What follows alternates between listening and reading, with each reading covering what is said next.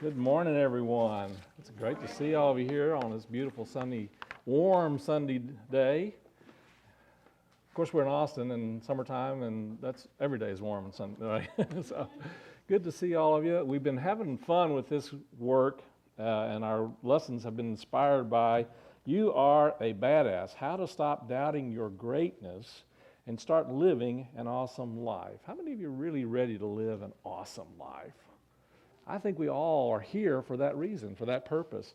You know, life is a construction of the way and the quality of the thoughts that we're holding in our awareness. And our experiences are created and formed by and of the quality that we're holding in our consciousness. Now, consciousness is a big word that really has more to do than just our thoughts. It's important. Thoughts are important because thoughts are really the catalyst in many ways of what really affects us on all levels of our being. And so we have to be conscious and aware, and last week we talked about this understanding, of the stories that are going on in our mind. How many know what I talk about when I talk about the stories? We all got stories, don't we? We all have stories, and these stories oftentimes are I'm going to say a lot of the stories that we have going on in our life are reruns. We've been watching these reruns over and over and over again, thinking somehow that the ending is going to come out differently. And it doesn't, does it? If we keep watching these same reruns over and over again, the movie ends the same way every time. Have you noticed that? Unless they go back and re-edit it, which you and I are the directors, and we have the ability to do exactly that. And that's part of what this work is all about. It's learning how to be the director and the producer and the editor of our life. How many of you are up for that? Okay, you ready to put on your director's cap and your sit in your director's chair? And are you ready to get into the cutting room and start cutting some things out that are no longer serving and are no longer creating the kind of movie of your life that you want to experience in life? That's what we're here to do. That's what really this work is really about. It's really beginning to understand that there's so much more in us than the stories that we've been telling ourselves. W.H. Murray, as Jen Sincero says, is explorer, mountain climber, committer.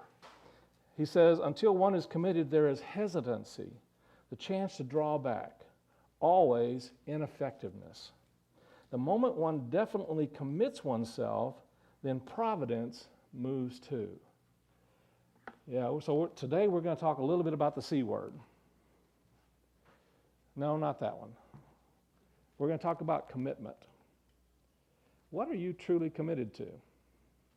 And I'm going to suggest to you, whether you agree with this or like it or not, what you are experiencing in your life is exactly what you have been committed to,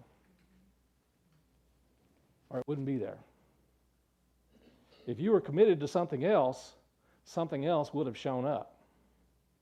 And so the real question for you today is, what are you committed to your movie being, your life being 5 minutes from now? A week from now, tomorrow. Now, realize that I'm talking about the quality and the character of your life. I'm not necessarily talking about every little scene, although it affects every little scene of our life. But we have the ability, perfect. See, I'm committed to having this thing recorded. So one of the things that is absolutely necessary for us to experience the kind of life that we truly want to experience in life is that we have to, one, make a decision that that's what we're going to do. You have to make a decision. Now, the word decide is an interesting word because it really absolutely comes from the same place as the word, as the idea of to cut away. When you decide something, it is cutting away something. And so there has to be a willingness within you to cut away those things that are no longer working for you in your life. And in unity, one of the ways, I still got it, okay, I'm good. One of the ways that we work with that is by working with the understanding that we can change our level and our quality of thought and thinking with what Charles and Myrtle Fillmore and the early metaphysicians called denials. Now, there's been some confusion around this whole thing about denial. Now, the Nile is not a river in Egypt. It is not necessarily the unhealthy denial of saying, I remember doing a talk in my ministerial program, and if you're standing on a railroad track and there's a train coming down the track, you can sit there all day and say, there is no train, there is no train, there is no train, until the train hits you. And that doesn't work. So we're not talking about the unhealthy denials of not accepting things as they are, where they are, but it is the changing and the releasing of the story and the belief system and those scenes in our movie that are no longer serving us, that are no longer creating the kinds of energy, the kinds of consciousness, and the quality of thought, feeling, attitude, and belief that will allow us to unfold from within a new movie, a new possibility, a new experience, a new awareness. And if we simply judge by what is and say this is all that is, we're writing a movie that says we're going to continue to have this is all it is. But if we want something different in our life, we have to be willing to edit the internal movie of our experience and our thinking and our feeling and our belief systems. And so one of the things that she really gets into this section is an understanding that we have been programmed, and I would say that if not 99%, or probably even 100% of the people in this room have been programmed a particular way and a certain way when it comes to money. Anybody not have negative limiting program from your early days or from some time in your life about money? And I'm going to suggest to you it's one of the things that really has held us back from truly experiencing the fullness of who and what we truly are. Interestingly enough, how money shows up in our life is absolutely an amazing reflection of the attitudes and the quality and the thinking that we have going on in our life. And how many of you, how shall I put this? How many of you have ever heard this idea that money is the root of all evil? Anybody heard that before? Well, it's in the Bible. It's got to be true, right? Guess what? One, it's not in the Bible. Two, it's not true. What is in the Bible is a saying that the lust for mammon. Now, mammon has been translated in many translations as money, but mammon actually is material world. And so the translation of this is that the lust for materiality, and doesn't say it's the root of all evil, it is the cause of all kinds of evils. And evil is interesting because evil really means an error in our belief system, an error in our way of seeing, an error in our way of thinking. And so when we really look at the scriptures, what it's telling us is that when we believe that the material world out here is the source of our good, it will create all kinds of error thoughts and attitudes and beliefs. Because the material world is an effect. It's an effect of our thoughts and attitudes and beliefs. And the moment that we switch that and believe that somehow what is going on out here, our circumstances, our situation, whether it be financial, whether it be our health, whether it be our relationships, if we think what absolutely is what's going on out here at this moment in time is what is the truth of our nature and truth of our being, we have automatically set up a way of thinking and a way of believing that causes us all kinds of problems in life. And it's not until we begin to shift that understanding and that awareness that we live in an opulent amazingly abundant universe, and not only do we live in it, we live and move and have our being in it. That we are one with this amazing opulence.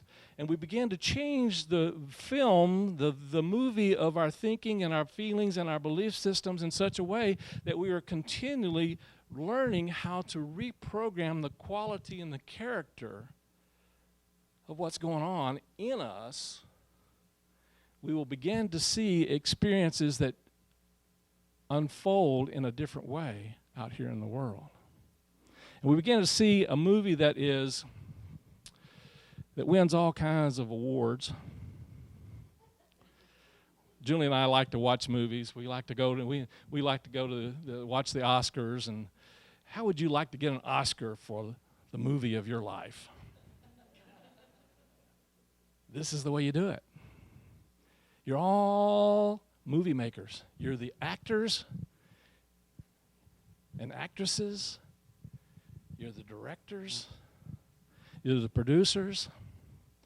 And you're in the process of creating and making a movie right now that's either going to wind up on the cutting room floor,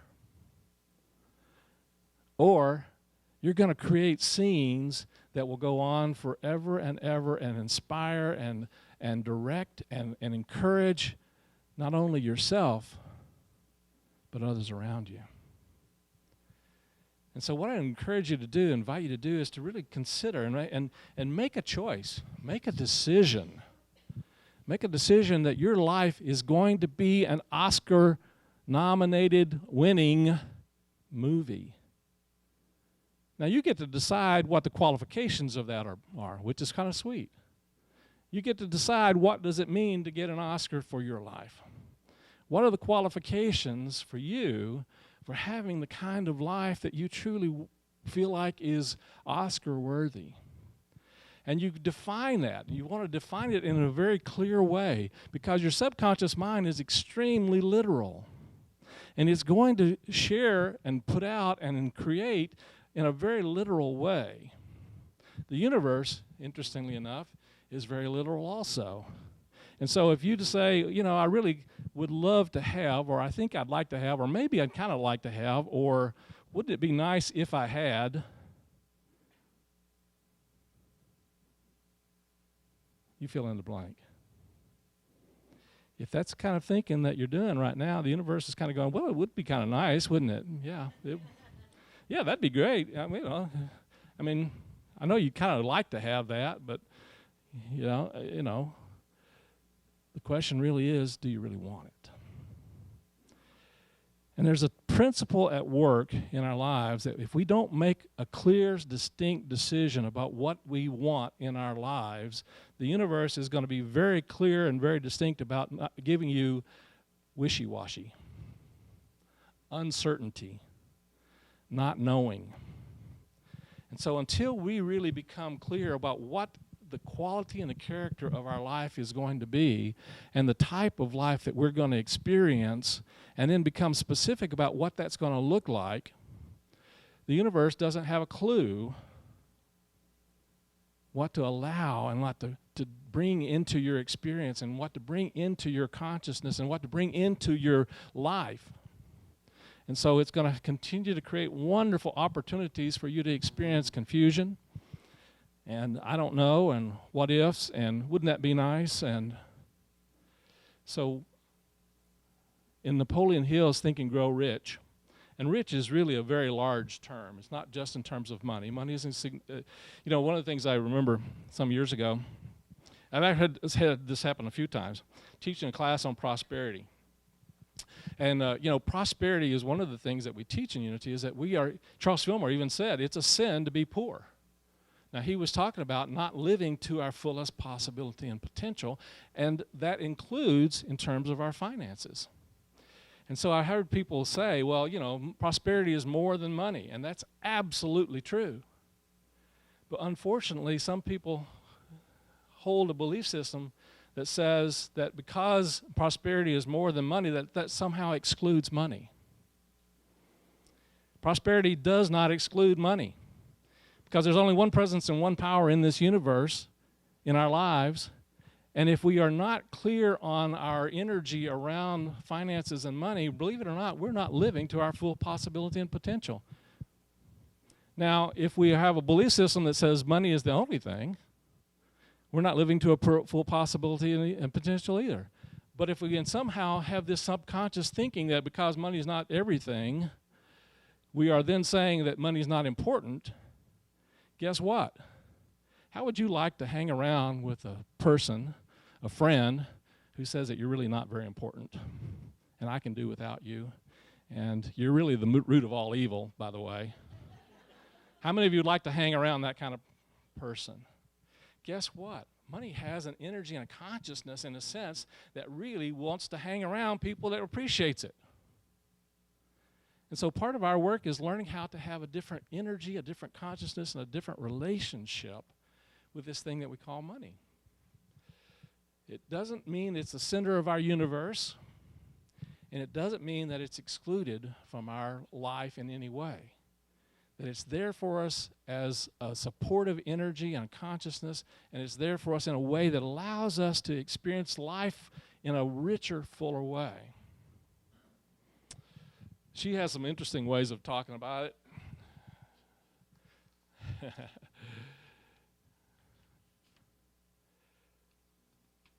One of the things she says is that, we have this thing about,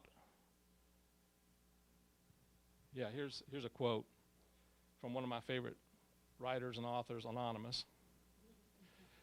I worked for a menial's hire, only to learn dismayed that any wage I asked of life, life would have willingly paid.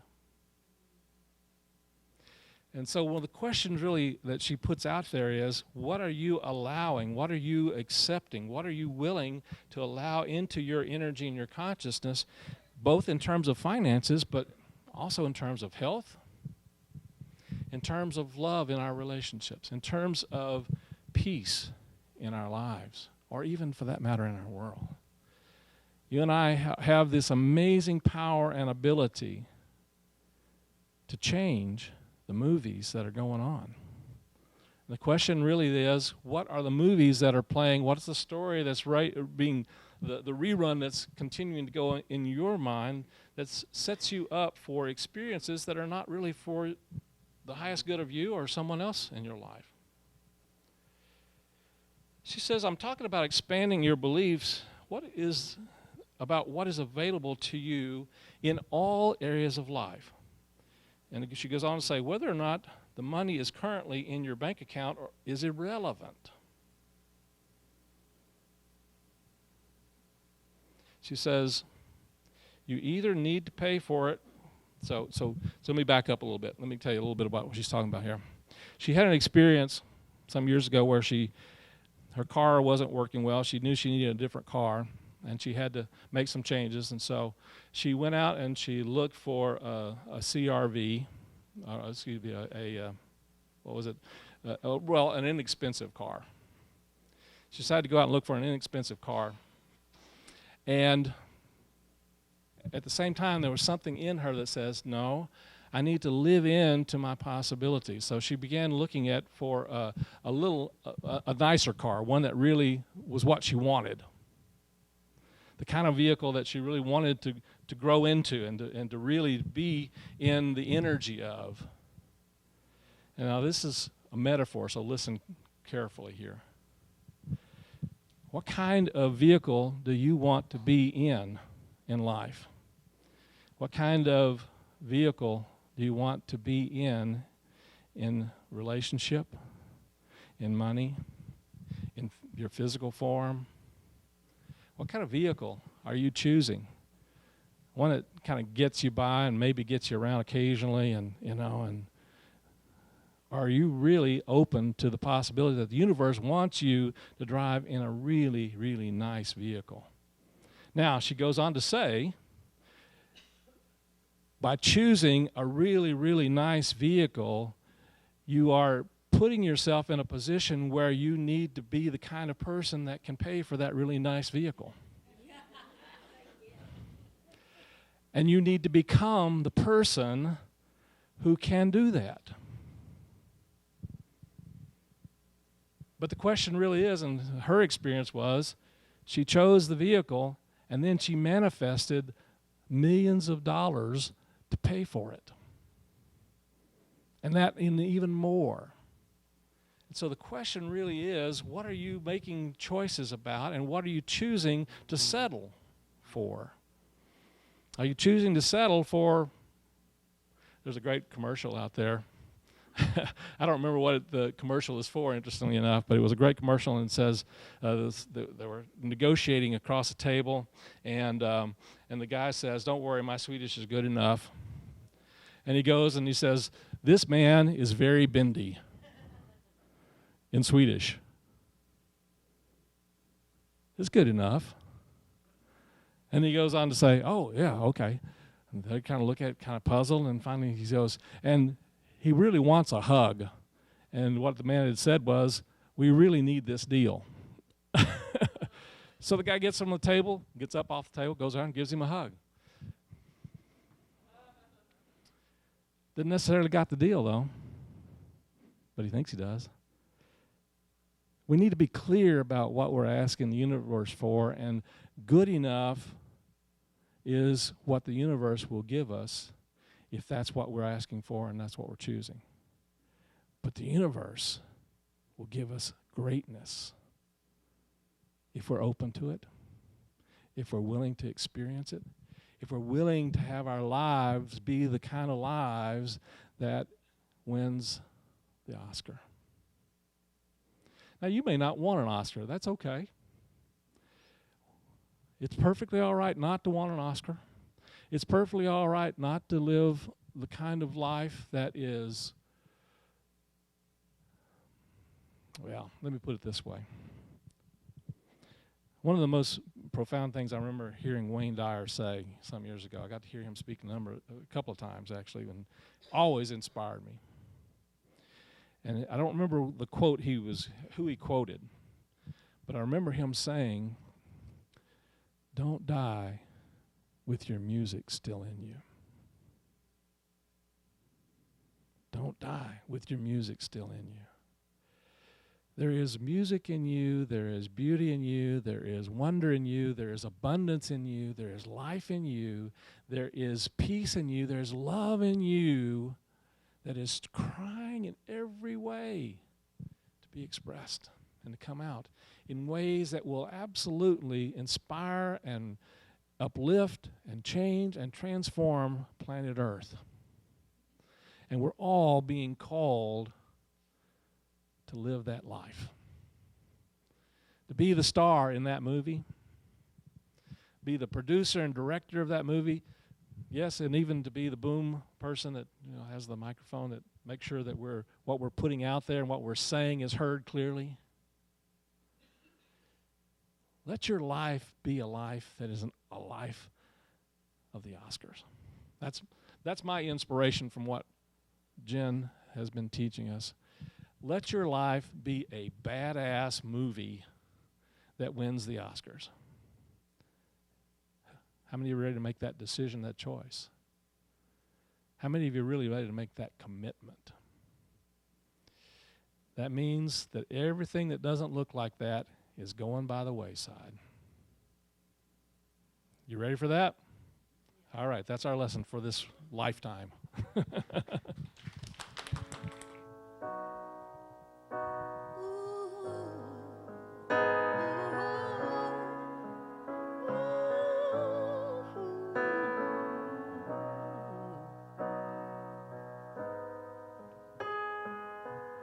Not by might, not by power, by your Spirit, Lord. Send your Spirit, Lord. Not by might, not by power, by your Spirit. Send your Spirit.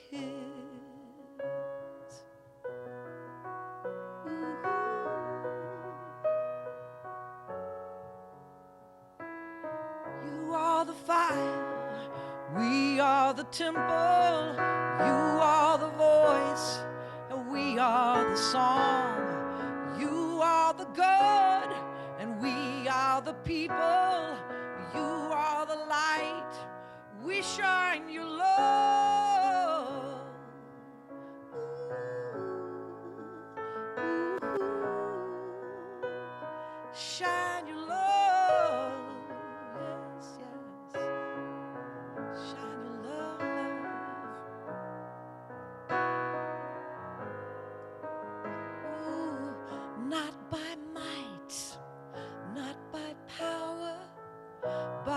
Spirit, send your Spirit, not by might, not by power.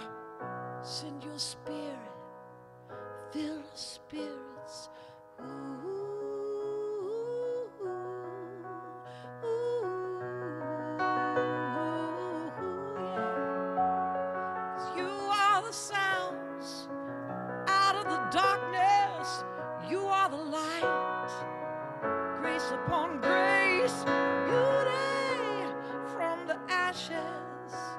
Come to us, come alive, we come alive with your Spirit.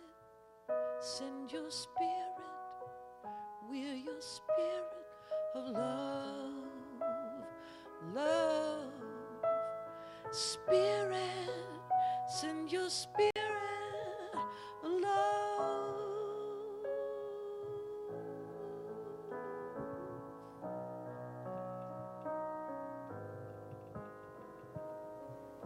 Take a deep breath now and breathing into the heart space. Let your heart now be open to the greatness of the Spirit that is the Spirit of life, of light, of joy, of peace, of abundance.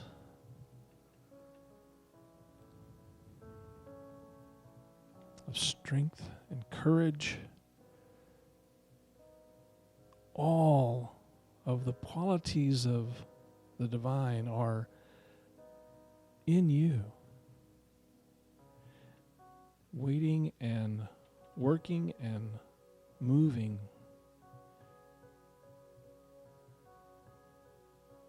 to create and to share an amazing experience and expression of life. And as you breathe in and out, just let a willingness to come into your awareness, to allow Spirit to work through you, to be and to have and to do all things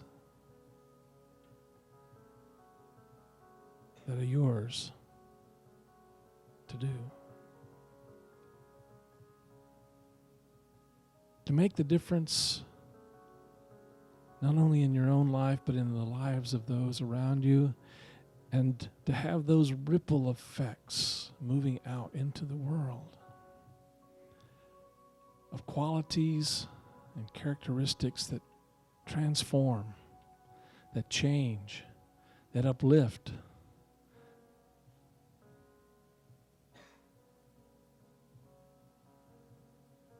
This world.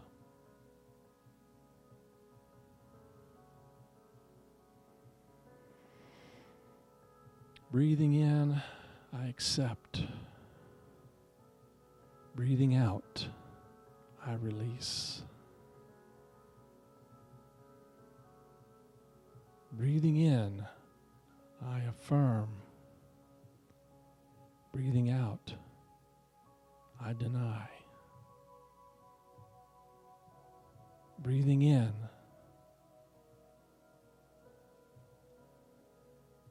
I am strengthened. Breathing out, I surrender.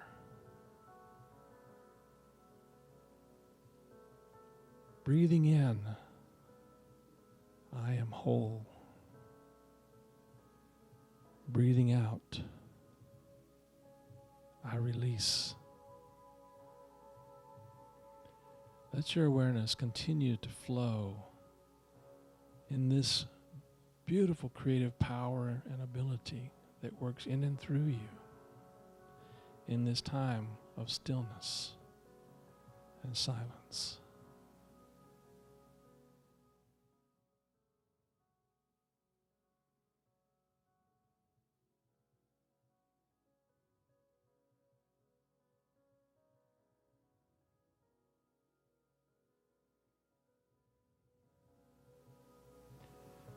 Take a deep breath now.